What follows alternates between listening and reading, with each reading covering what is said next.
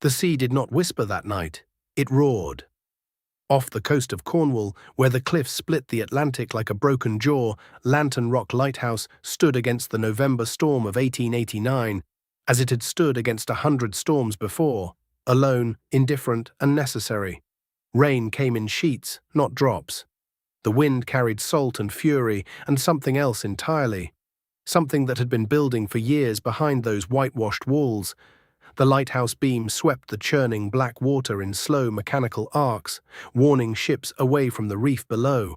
Inside, 5 oil lanterns burned against the dark. 5 people who should not have been there together sat listening to the storm, each carrying a secret they believed was safely buried. One of those secrets was about to surface, and a man was about to die. Elias Vane had kept the Lantern Rock light for 19 years. He was not a man who invited company. And yet, by the evening of November the 14th, his lighthouse held 5 uninvited souls. His wife, Miriam, moved through the kitchen with the efficiency of a woman long accustomed to silence. Inspector Culver of the Falmouth Customs Office sat at the table nursing his second cup of tea. His leather folio open before him, his spectacles catching the lamplight.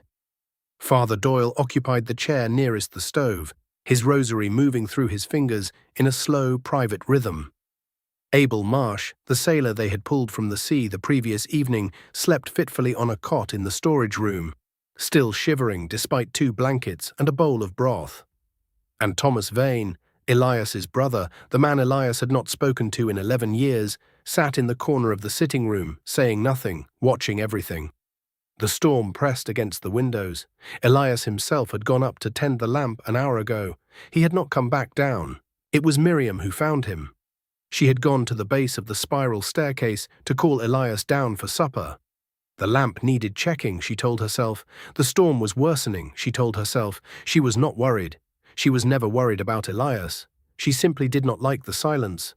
The candle she carried threw long shadows up the iron steps that wound upward into darkness. And then her light found something that should not have been there. Elias Vane lay crumpled at the foot of the stairs, his neck at an angle that required no medical training to understand. His lighthouse keeper's lantern had shattered beside him, oil spreading in a dark halo across the stone floor. His eyes were open, fixed on the ceiling above, as though still watching for something falling. The lighthouse beam continued to turn far above them, oblivious. Miriam did not scream. She stood very still for a long moment, the candle flame trembling in her hand. Then she said quietly and precisely 2 words that brought every person in that building running. "He's dead." Inspector Culver moved with the calm authority of a man who had spent 20 years dealing with smugglers, wreckers, and liars of every variety. He examined the body without touching it. He examined the staircase from bottom to top, carrying his own lamp, noting the smooth, worn iron of each step, the absence of any trip or fault that might explain the fall. Then he came back down and announced with no particular drama that they were all to remain exactly where they were. The storm, he said, made leaving impossible. The nearest village was 4 miles inland, the path a river of mud by now. No one was going anywhere until morning. He did not say what they were all already thinking, that if Elias Vane had simply slipped and fallen, it was a terrible accident. But Elias Vane had not simply slipped. The bruising on the man's collar, barely visible above his coat, told a different story. Someone had grabbed him first. Someone had helped him fall, and that someone was still inside this lighthouse listening to the storm. Culver questioned them one by one in the kitchen by lantern light while the storm hammered the walls. Miriam was composed in the way that frightened him. She had known, she said, that Elias was in trouble. The inspectors had been asking questions in Falmouth for months. Her husband was not an innocent man. She said this plainly. She did not weep. Thomas Vane, when pressed, admitted the estrangement was not merely a family quarrel. 11 years ago, he said, Elias had taken something from him, a share of a business arrangement. Money owed and never paid. He had come to settle it. His jaw tightened when Culver asked whether he had settled it. Father Doyle was slower to speak. He had known the Vane family in their youth, he said.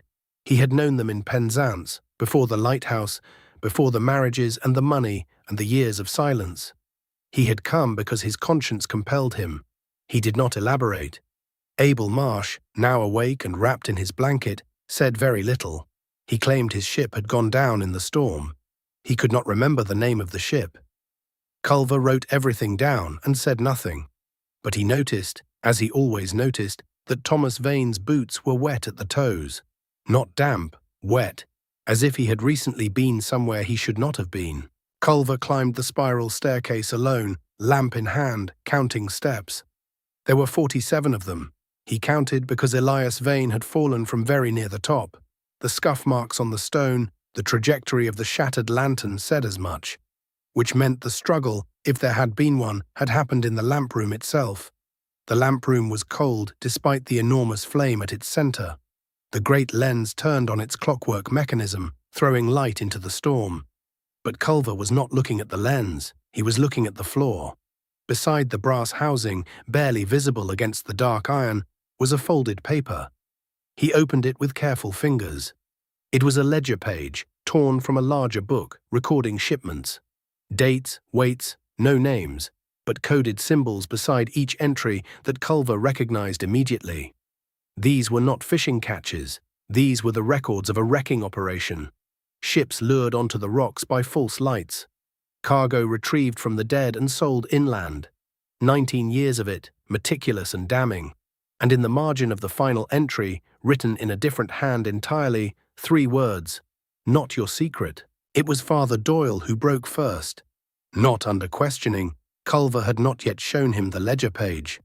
The priest broke on his own, at 2 in the morning, while the others slept fitfully in various corners of the lighthouse, and the storm showed no signs of mercy. He found Culver in the sitting room, and sat down across from him, and folded his hands on his knees, and said that he needed to speak. He had come to Lantern Rock, he said, because he had received a letter. From Elias. A confession of sorts, not in the sacramental sense, but a reckoning. Elias had written that he feared for his life, that someone knew what he had done, the wrecking, the false lights, the bodies left in the water, that someone had come to silence him before the customs inspectors could speak to him.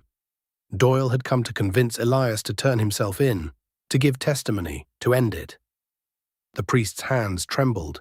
He had the letter still, folded inside his Bible. Culver read it twice. The letter named the person Elias feared. It named Thomas Vane.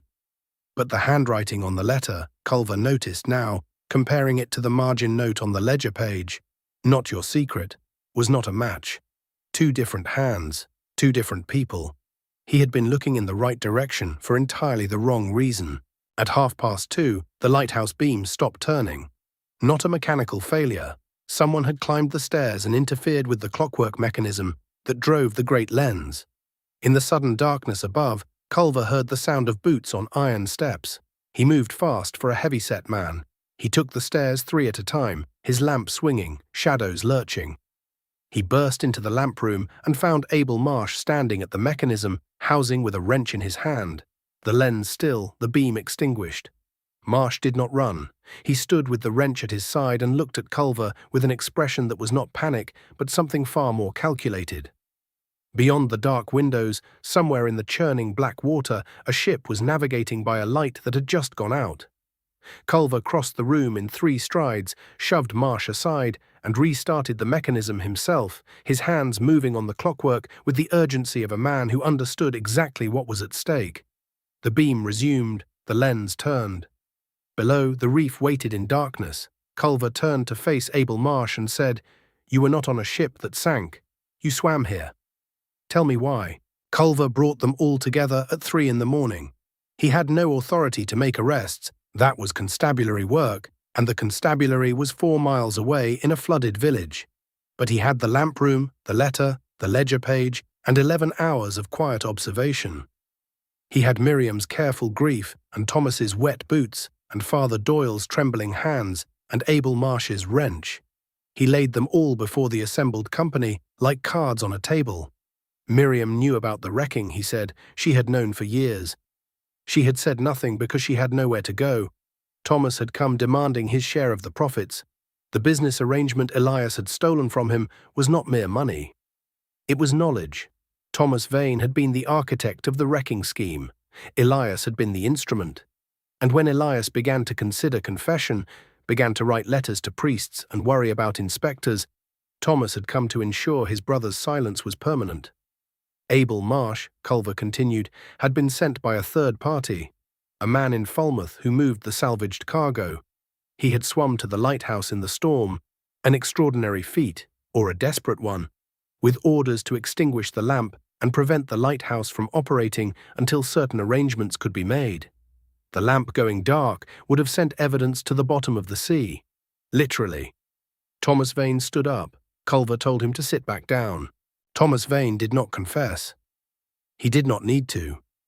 Culver had found the evidence he required in the lamp room, not on the floor, but on the clockwork housing itself. A smear of grease on the brass casing, at a height consistent with Thomas's hand, not Marsh's. Thomas had been in the lamp room before Marsh. He had gone up while the others were at supper, while Elias was still alive. There had been a confrontation. Elias had refused him, refused to pay, refused to stay silent, perhaps had even threatened to go to Culver himself, who was, after all, already sitting at his kitchen table. Thomas had grabbed his brother by the collar at the top of 47 iron stairs and made a decision that was equal parts fury and calculation. The fall was fast. The story, an accident, a terrible night, a grieving wife, was plausible. It would have remained plausible if not for the bruising and the wet boots, and 11 years of motive that Culver had quietly assembled over the course of one long, violent night. Father Doyle said a prayer, very quietly, that no one asked for and no one interrupted. Miriam Vane looked out the window at the storm. She did not look at her brother-in-law. She did not look at the place where her husband had fallen. She looked at the sea, and her expression was something Culver could not quite name. Not grief, not relief. Something older than both. The storm broke just before dawn. It did not ease gradually. It simply stopped. The way a held breath releases, and the silence that followed was so complete, it felt like a different world. The constabulary arrived from the village at 8 in the morning, waterlogged and apologetic, led by a young sergeant who had clearly expected nothing more dramatic than a weather report. He left with Thomas Vane in handcuffs, Abel Marsh under separate custody, and 4 pages of Culver's meticulous notes folded in his breast pocket. Father Doyle walked back along the cliff path in the grey morning light, his Bible under his arm, his boots dark with mud. He did not look back at the lighthouse. Miriam Vane remained. She had nowhere else to be, and the lamp needed a keeper. She climbed the 47 stairs alone that first morning, the same stairs where her husband had died, and she tended the flame with the practiced efficiency of a woman who had watched the work done 10,000 times. The great lens turned. The beam swept the calm, exhausted sea. Ships passed safely. The reef below the lighthouse waited, as it always had, patient and indifferent and entirely without mercy. They say, along the Cornish coast, that Lantern Rock Lighthouse has never once gone dark since the night of November the 14th, 1889. Not for storm, nor for shortage of oil, nor for the death of one keeper and the disgrace of another. The sea does not pause for human drama. The ships still come, the reef is still there, and someone has always climbed those stairs to keep the flame burning. Thomas Vane was tried in Truro the following spring and hanged in June. The wrecking operation, it emerged, had claimed 11 ships and 32 lives over 19 years. Elias Vane's name appeared in no official memorial. Abel Marsh cooperated with the Crown and served 3 years before vanishing to parts unknown. Father Doyle returned to his parish in County Clare and wrote nothing of what he had witnessed, though those who knew him said he seemed lighter afterward. And Miriam Vane kept the light for 7 more years, until the Trinity House Authority appointed a permanent replacement. She moved inland then to a small house in St. Ives, where she is said to have kept a lamp burning in her window every night for the rest of her life. Old habits, perhaps, or something closer to penance, or simply the knowledge, hard-earned and quietly held, that darkness, left unchallenged, has a way of lasting.